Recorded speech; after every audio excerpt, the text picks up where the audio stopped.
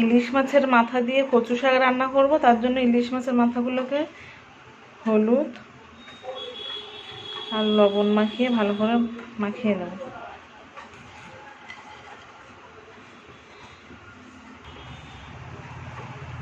ইলিশ মাছের মাথাগুলোকে ভালো করে লবণ হলুদ মাখিয়ে নিয়েছি। এবারে তেল গরম হয়ে গেছে, এবার ইলিশ মাছের মাথাগুলো ভেজে নেব।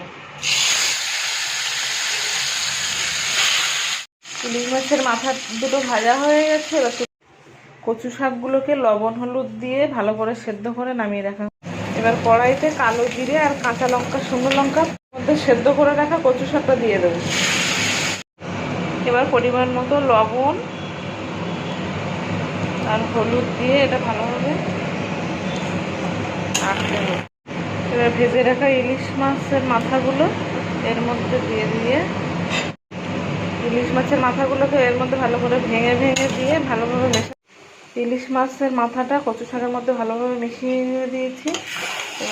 তরকারিটা পুরো রেডি হয়ে গেছে, নামিয়ে নেব। ইলিশ মাছের মাথা দিয়ে কচু শাক একদম রেডি হয়ে গেছে।